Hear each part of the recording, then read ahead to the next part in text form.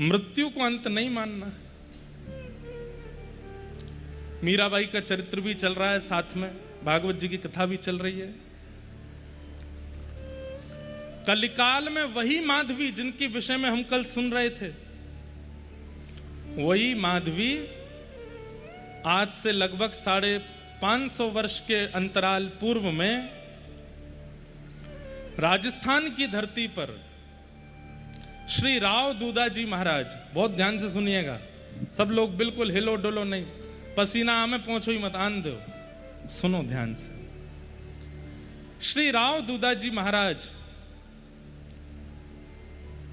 जो कि राजस्थान के एक पराक्रमी राजा थे, उनके पुत्र की पुत्री बनकर के वही माधवी सखी मिहिरा बनकर के आई हैं। और मीराबाई का जन्मोत्सव पता है कब है?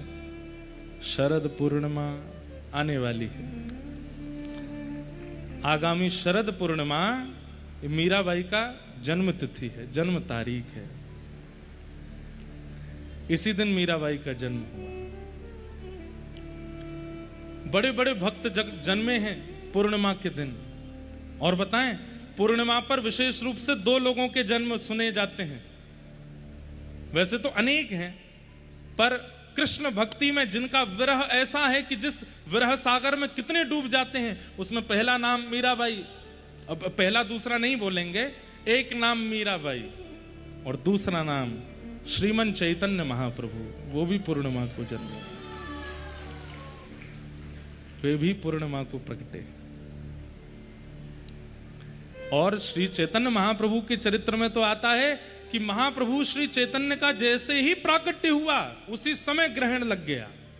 पूर्णिमा को ग्रहण लगता है और चंद्र ग्रहण लगा तो आचार्य चरणों से पूछा कि भाई हमारे आदि आचार्य का जन्म और ग्रहण लगा?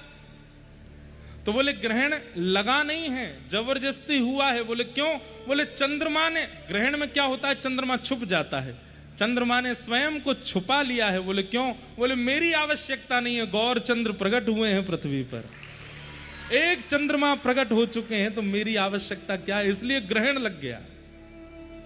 अद्भुत चरित्र है श्री चैतन्य महाप्रभु का। इस बार जयपुर में सुनाने का अवसर मिला था, पूरा तो नहीं सुनाए, केवल जगन्नाथ यात्रा तक ही चरित्र कह पाए थे 3 दिन में। बहुत सुंदर चरित्र है।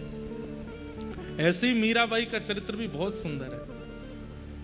और आपको बताएं, मैं मीराबाई का चरित्र 3 साल पहले कह चुका हूं और मैं अभी अपनी ही कथा सुन रहा हूं रोज, मीरा चरित्र में क्या सुनाया था, क्योंकि अध्ययन कर नहीं पाया बहुत समय से।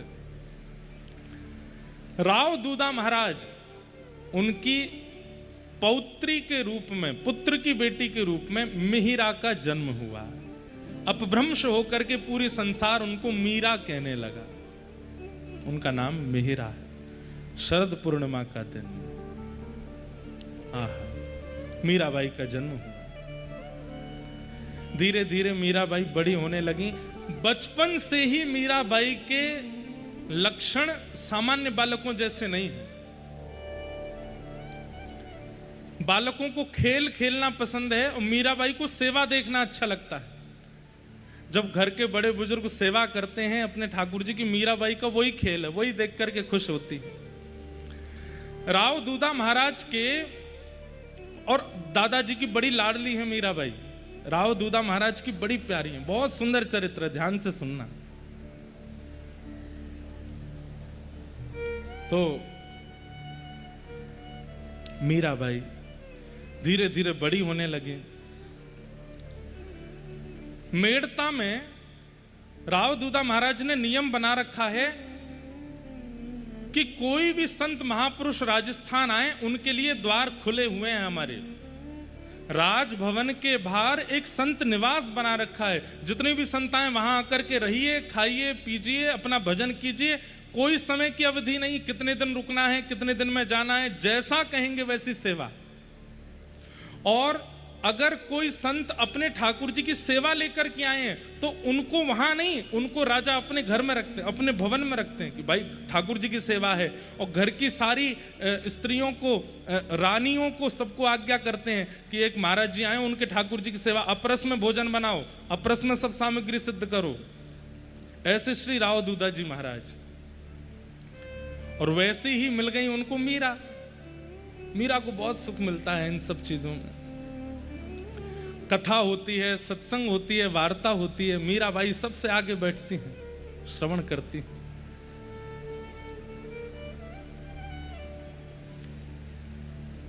सबसे आगे बैठ करके श्रवण करती हैं। एक जोशी जी नाम के वक्ता थे, नाम तो कुछ और रहा होगा, उनका सरनेम जोशी था। वो जोशी जी नित्य कथा सुनाने आते थे मेड़ता में, और मीराबाई 4.5-5 साल की लहंगा फरिया पहन करके सुंदर अपनी पत्रावली बना करके जोशी जी के आने से पहले ही आकर के बैठ जाती है, और सारे घर के लोगों को खींच के लाती है, अपनी माता जी को, पिताजी को, राव दूधा दादाजी को, अपने भैया जयमल को, सबको लेके आते हैं। कथा हो रही है, चलो सुनने। और जो कथा सुनने नहीं आता, मीराबाई 2 दिन उससे फिर बात नहीं करती कि तुम कथा सुनने नहीं आए, हमारी आपसे मित्रता नहीं है। ऐसा ही आप लोग भी किया करो।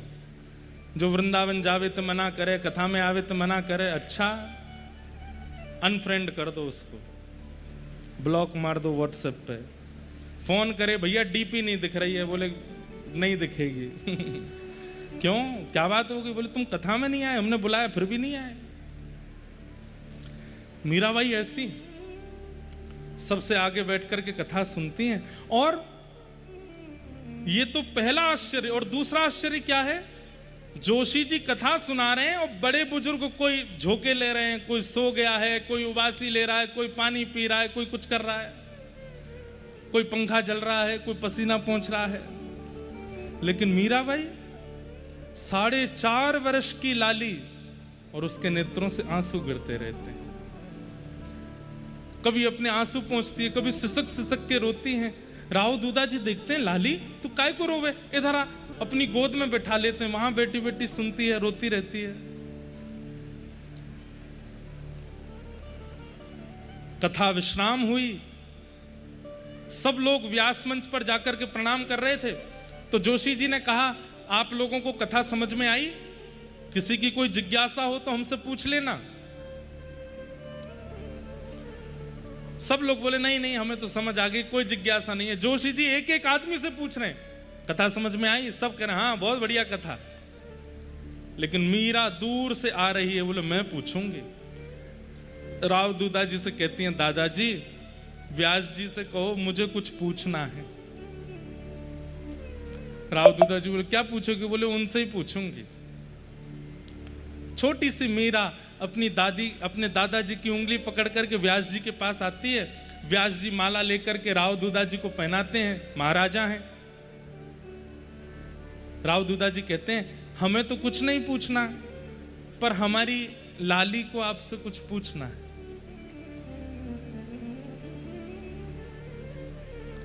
जोशी जी कहते हैं, ये लाली पूछेगी? बोले हाँ। अच्छा लाली बड़ी प्यारी है, ऐसे गाल पकड़ लेते हैं, सिर पे हाथ, जैसे छोटे बच्चों से व्यवहार होता वैसे। और जोशी जी को बिल्कुल मतलब उधर ध्यान नहीं है, वो क्या पूछेगी ज्यादा से ज्यादा, तो थोड़े बहुत कुछ बात पूछ लेगी। अपनी पोती समेटने लगे, ठाकुर जी रखने लगे। हाँ लाली पूछो क्या बात है। कोई इतना विशेष उसके प्रति भाव नहीं था जोशी जी का। और मीरा धीरे से आती हैं और व्यासपीठ पर दोनों हाथ रखे, पलकें झपक नहीं रही हैं, आंखों से आंसू गिर रहे हैं। और मीरा कह रही हैं, जोशी जी आप रोज आकर के जिन गिरधर की कथा यहां सुनाते हैं, वो गिरधर मुझे कब मिलेंगे ये बताओ। जब मीराबाई ने ये प्रश्न किया, जोशी जी ने जब मीरा की ओर देखा तो अपने आप को व्यासपीठ पर बैठे हुए भी अत्यंत नीचा समझने लगे। इतने वर्ष हो गए मुझे कथा करते हुए, इतने वर्ष हो गए कथा सुनाते हुए, ये प्रश्न तो मेरे मन में भी कभी नहीं आया कि जिनकी मैं कथा सुनाता हूं वो मुझे कब मिलेंगे। और मीराबाई एक छोड़ पकड़ लेती है धोती का और पकड़ करके खींच के पूछ रही है, जिनकी आप कथा सुनाते हो वो कब मिलेंगे। जोशी जी के नेत्र सजल, राव दूधा जी के नेत्र सजल।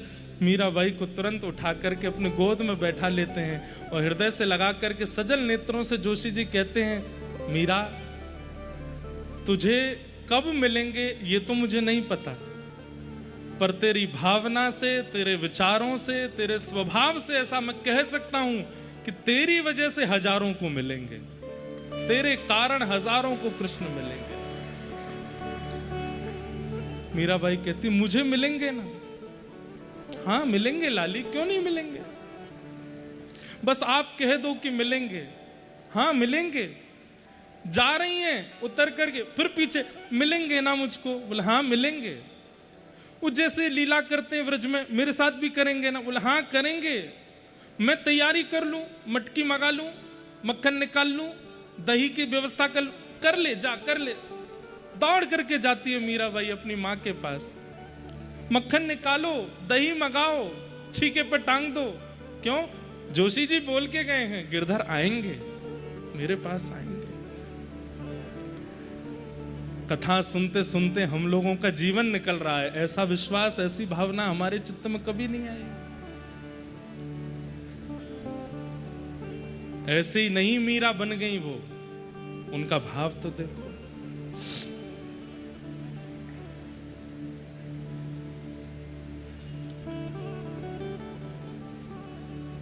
एक बार राव दूधा जी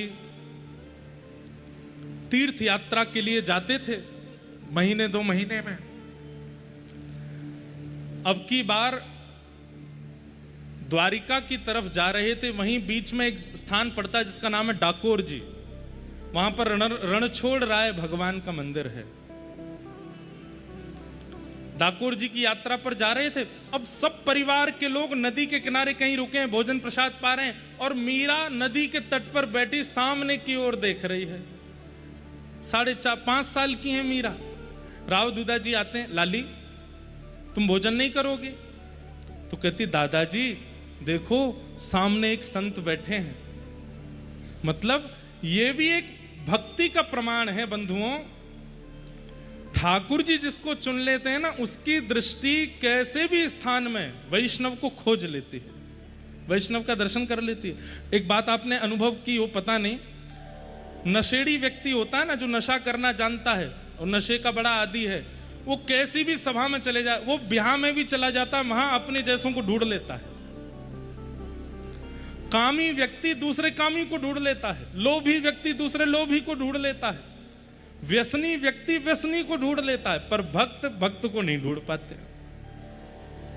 हमारी दृष्टि भी ऐसी बन जाए, हम जहां जाएं वहां पर किसी वैष्णव को खोज लें। मीराबाई ने कहा देखो दादाजी सामने एक संत बैठे हैं, और मैं जितनी देर से इनको देख रही हूं ना, जोशी जी के द्वारा सुनाई गई कथा मुझे उतनी याद आ रही है। ये सामान्य नहीं है, हमें इनको प्रणाम करना चाहिए। राव दूधा जी सबसे बड़े हैं अपने परिवार में, और मीरा सबसे छोटी है। उंगली पकड़ करके ले गए पल्ली पार श्री निवृत्तिनाथ। ये ऐसे महापुरुष मीराबाई के जीवन में आए जिनकी वजह से कृष्ण प्राप्ति और सहज हो गई। मीराबाई को प्रणाम किया, निवृत्तिनाथ। मीराबाई अपलक नेत्रों से उनकी ओर देख रही है, निवृत्तिनाथ उनके ऊपर भी ऐसे हाथ फेर रहे। अरे छोटी लाली बड़ी प्यारी है। मीराबाई छूटते ही पूछती हैं, मेरा एक प्रश्न है। निवृत्तिनाथ जी बोलते हैं, बोलो। बोले जोशी जी हमारे यहाँ आते हैं, वो कथा में कहते हैं कि ठाकुर जी तो सब जगह विराजमान हैं।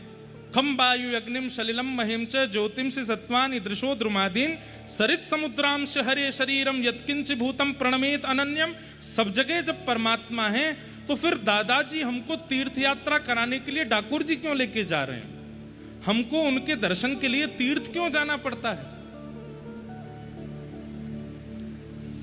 निवृत्तिनाथ जी राव दूधा जी की ओर देखें, बोले लाली सामान्य नहीं है, कैसा प्रश्न कर रही है, हम तीर्थ क्यों जाते हैं? निवृत्तिनाथ जी बोले, लाली तीर्थ इसलिए जाया जाता है कि हमारे चित्त में जो भक्ति है, हमारे चित्त में जो भाव है, वो स्थिर ना रहे, उसमें और वर्धन हो, और उस वर्धन के लिए कई बार तीर्थ जाना होता है। नदी जब तक अपने तटों पर बहती रहती है उसका रूप सामान्य होता है, लेकिन जब वो जाके सागर में मिल जाती है तब नदी भी सागर बन जाती है। ऐसे ही हम नदी हैं, और ये जितने भी तट हैं ये सब हमारे यत्र तत्र रहने वाले ठाकुर जी हैं। पर तीर्थ जो है ये साक्षात समुद्र है। जब हम नदी रूपी जीवात्मा उस सागर रूपी तीर्थ के पास जाते हैं तो हम भी सागर बन जाते हैं, इसलिए तीर्थ जाना होता है।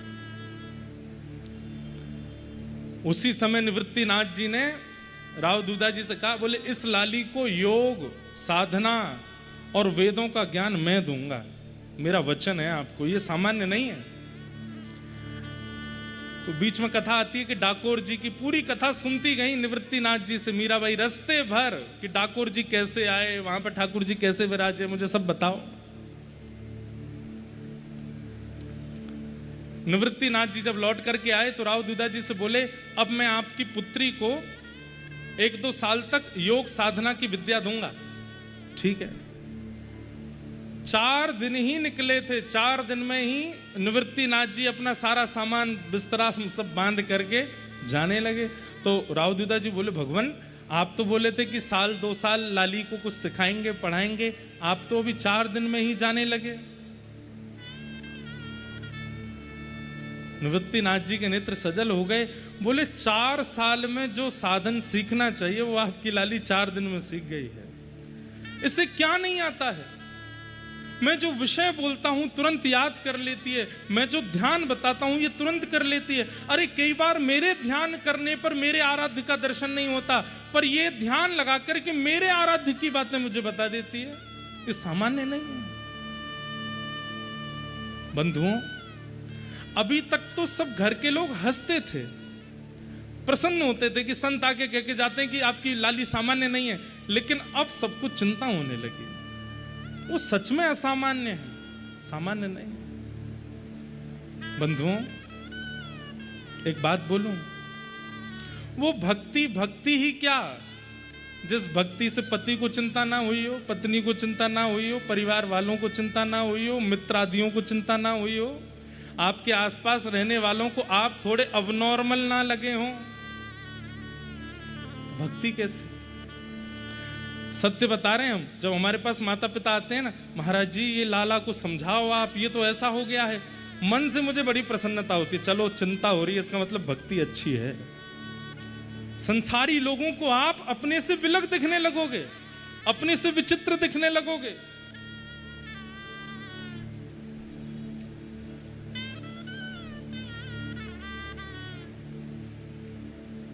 उसी काल में वृंदावन से एक संत का आगमन हुआ, और संत के साथ में सेवा में विराजमान थे श्री गिरधर लाल जी। संत व्यासपीठ पर बैठते और बगल में चौकी पर लाल जी को विराजमान कर देते। मीराबाई आकर के बैठती, कथा रोज सुनती थी। आज लेकिन ऐसा हुआ कि दृष्टि व्यास जी को नहीं देख रही है, दृष्टि बगल में बैठे गोपाल जी को ही देख रही है।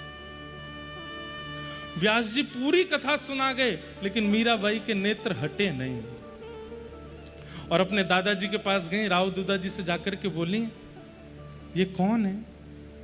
ये जो व्यास जी के बगल में बैठे हैं ये कौन है? दादाजी बोले, व्यास जी से ही पूछो। मीराबाई बोली, ये आपके साथ में जो आए हैं, भुजा उठा करके खड़े हैं, कौन है? मेरे ठाकुर जी। अच्छा, मैंने ऐसे ठाकुर जी देखे हैं, ऐसे ठाकुर जी देखे, ये वाली पहली बार देखे हैं, ये कौन से हैं? अरे जब व्रज में इंद्र ने खूब वर्षा की थी, तब व्रजेंद्र नंदन श्री कृष्ण ने 7 कोस लंबे चौड़े गिरिराज पर्वत को अपनी इकन्नी उंगली पर धारण किया था, और उसी समय पूरे व्रजमंडल ने उनको गिरधारी कहकर के बुलाया। ये वही गिरधर लाल है। ये कथा जैसे ही सुनाई, मीराबाई के नेत्र बंद हुए, और वो छवि आने लगी बार बार, जो वो माधवी रूप में थी पूर्व में, और माधवी रूप में वो गई हैं, ठाकुर जी के चरणों में जाकर के प्रार्थना करती हैं, ठाकुर जी को देख रही हैं, नेत्रों में पानी भर रहा है, देख नहीं पा रही हैं। ये सारी स्मृति थोड़ी थोड़ी मीराबाई के चित्त में आने लगी। मीराबाई तो जैसे 5-6 वर्ष की आयु में व्याकुल जैसी हो गई और रोते हुए कहने लगी, ये आपके नहीं है, ये मेरे हैं, और मैं आज से नहीं, इनको वर्षों से जानती हूं। ये मुझसे वचन दिए थे कि ये मेरे पास आएंगे, ये मेरे पास आ गए हैं, अब इनको मुझे दे दो, ये मेरे हो गए, इनको मुझे दे दो। संत घबरा गए। राव दूधा जी संभालिए, ये लाली आपकी क्या कह रही है। राव दूधा जी आए, मीरा ऐसे नहीं कहते, हमारे ठाकुर जी है ना चतुर्भुज भगवान, उनकी सेवा करेंगे। नहीं, वो आपके हैं, वो परिवार के हैं, ये वाले मेरे हैं, ये जो इनके बगल में बैठे हैं ये मेरे हैं।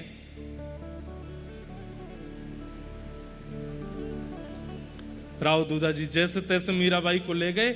मीराबाई ने रोना बंद नहीं किया। रोते रोते रोते दिन निकल गया, रात निकल गई। किसी ने जाकर के उन संत से जाके कह दिया, बोले कि महाराज आप तो रात रात में खिसक लो यहां से। बोले क्यों? राजा की पौत्री रो रही है आपके ठाकुर जी के लिए, और आप तो अपने ठाकुर जी दोगे नहीं, और वो राजा हैं। राजा को कोई सामग्री चाहिए तो वो राजी राजी नहीं लेते हैं, वो तो फिर कुछ और भी तरीके आते हैं उनको। आपको भोजन में कुछ मिला के खवा देंगे, आप पधार जाओगे, फिर तो ठाकुर जी नहीं कहिए। महाराज जी बोले, अरे राम राम, ऐसे तो नहीं करेंगे। रात रात में ही महाराज जी ठाकुर जी लेके कहीं चले गए। सुबह उठ करके मीराबाई जैसे ही दौड़ करके गई देखने के लिए, पता चला कि महाराज जी तो गए। अब तो मीराबाई और रोने लगी। राव दूधा जी बोले, संत चले क्यों गए? अभी तो कथा अधूरी रह गई। किसी ने बताया, बोले आपके डर के मारे चले गए कि कहीं आप उनसे छीन ना लो। लेकिन थोड़ी दूर जाकर के जैसे ही संत अपने ठाकुर जी की सेवा निवृत्त होकर के जैसे ही शयन में गए, उन्हीं के ठाकुर जी शयन में उनके स्वप्न में प्रकट हो गए। और प्रकट होकर के बोले, बाबा, ओ बाबा। संत बोले, अरे ठाकुर जी 40 वर्षों से आपकी सेवा कर रहा हूं, आज तक कभी स्वप्न में नहीं आए, आज आप मेरे स्वप्न में आ गए। जय हो जय हो जय हो, आप मेरी सेवा से बड़े प्रसन्न लगते हैं। ठाकुर जी बोले, हाँ बाबा, मैं बड़ा खुश हूं तेरी सेवा से, पर अब तुम्हारी सेवा का समय पूर्ण हो गया। बाबा, अब मैं तुम्हारी सेवा विश्राम कर रहे हूं। बोले मतलब? बोले अब मैं कोई और ते सेवा कराऊंगा। बोले कौन सी सेवा कराओगे? बोले जो लाली कल रो रही ना, वही से मुझे सेवा करानी है। बाबा सच बता दूं? बोले बताओ। कछु महीना में आप पधार व्यवहारे हो, और कछु महीना में जब आप पधार जाओगे तो मैं अकेला रह जाऊंगा, मेरी सेवा कौन करेगा? या हमारे बातें पहले मुंह को अपने श्रेष्ठ उत्तराधिकारी को दे जाओ। मीरा श्रेष्ठ उत्तराधिकारी, उनको दे दो। महात्मा बहुत रोए। ठाकुर जी आंसू पहुंचने लगे। बोले रो मत, मैं आपसे बहुत प्रसन्न हूं। और सुनो एक बात और कह दूं। बोले क्या? अब तक तो मेरे दर्शन के लिए नेत्र खोलने पड़ते थे, आपको मेरी सेवा करनी पड़ती थी। अब से मैं वचन दे रहा हूं, सदा आपके चित्त में रहूंगा, जब नेत्र बंद करोगे तब दर्शन दूंगा। लेकिन अब जो प्रकट सेवा है ये मीरा को दे दो। संत वापस लौट करके गए। राव दूधा जी ने स्वागत किया। संत ने जाति पूछा, मीरा कहाँ है? बोले वो तो 3 दिन से कमरा में रो रही है, खा भी नहीं रही, पी भी नहीं रही।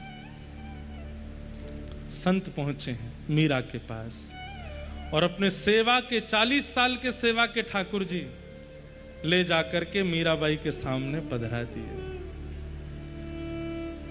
ले मीरा है गिरधर तेरा, ले मीरा है गिरधर, गाइए।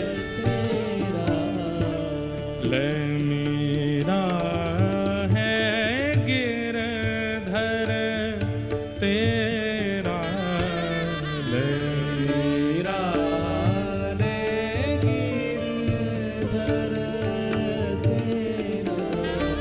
सेवा पूर्ण भई अब मेरी, सेवा पूर्ण भई अब मेरी, सेवा पूर्ण भई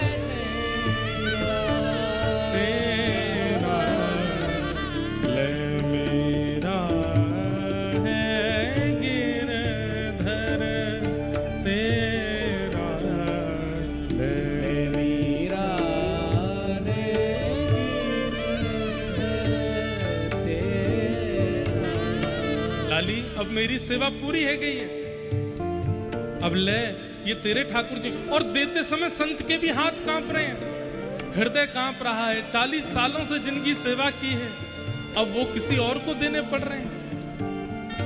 एक तरफ मीरा अति प्रसन्न है और एक तरफ वो संत जैसे मानो अपने प्राण दे रहे हों। मीराबाई कह रही हैं, आप रोइए मत, मैं आपको वचन देती हूं, मैं बहुत भाव से सेवा करूंगी। आप मुझे बता के जाइए कैसे नियम है, मैं हर नियम का पालन करूंगी, आप बिल्कुल परेशान मत हो। सेवा बड़े भाव सो करियो, सेवा बड़े भाव से। कैसे भाव से? रखियो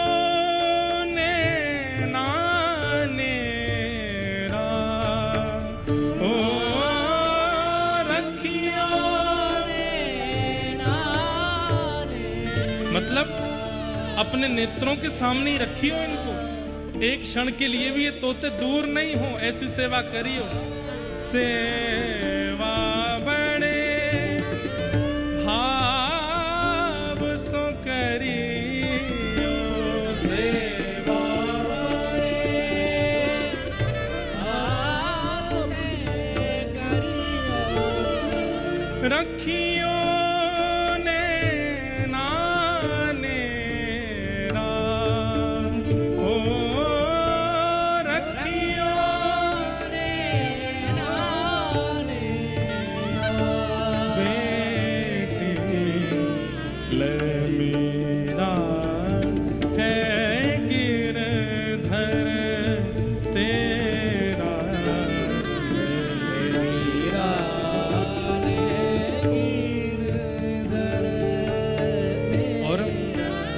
संत मीराबाई के सिर पर हाथ फेरने लगे, रो रहे हैं। अब मीराबाई हंस तो रही हैं, पर संत के विरह को देख करके वो भी रो रही हैं और बार बार उन संत से लिपट जाती। आप चिंता मत करो, मैं बहुत भाव से सेवा करूंगी, आप बीच बीच में आते रही हो और आप आकर के देखेंगे मैं इतनी सुंदर सेवा करूंगी, आप खुश हो जाएंगे।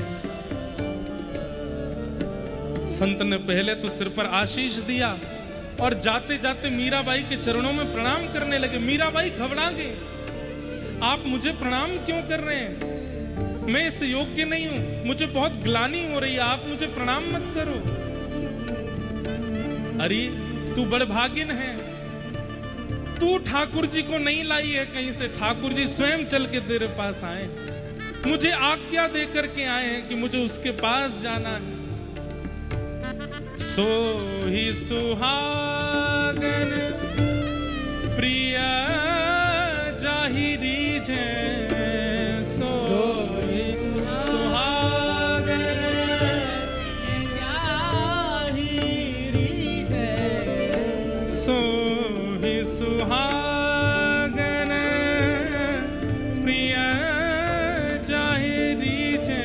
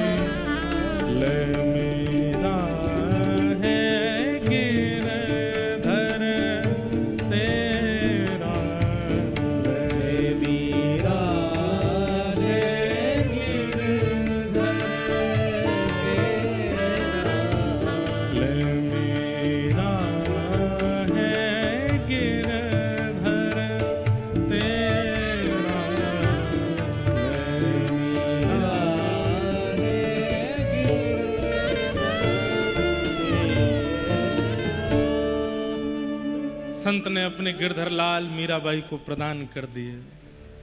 अब मीराबाई रो भी रही है और प्रसन्न भी है। प्रसन्न इसलिए कि ठाकुर जी आ गए, और रो इसलिए रही है कि एक संत अपने जीवन भर की सेवा यहाँ छोड़ के मेरे पास चले गए। रूठ गई पहले तो ठाकुर जी से, आपकी कैसी लीलाएं हैं, एक को संयोग देते हो, एक को वियोग देते हो, लेकिन मेरी एक बात सुन लो, मुझे वियोग दे के कहीं और मत जाना, मैं नहीं जाने दूंगी आपको। और फिर मन में खुद ही सोचती हैं, ऐसा तो उन संत ने भी सोचा होगा कि वो कहीं नहीं जाने देंगे, लेकिन आज ये आ तो गए मेरे पास, अरे इसका मतलब कल तुम मुझे भी छोड़ के चले जाओगे। और फिर से मीराबाई रोने लगी। अभी बंधुओं मीराबाई की आयु 6-7 वर्ष की है बस। 24 घंटे मीराबाई ठाकुर जी के सामने ही रहती हैं। क्यों? कहीं मुझे छोड़ के चले ना जाए। ये भय बना रहता है उनके चित्त में कि कहीं मुझे छोड़ के दूर हो नहीं जाए। कोई भी काम करती हैं मीराबाई, उनकी दृष्टि ऐसी रहती है, वो तुरंत झांक करके देखती रहती हैं, लाला बैठे हैं ना, गिरधर बैठे हैं ना।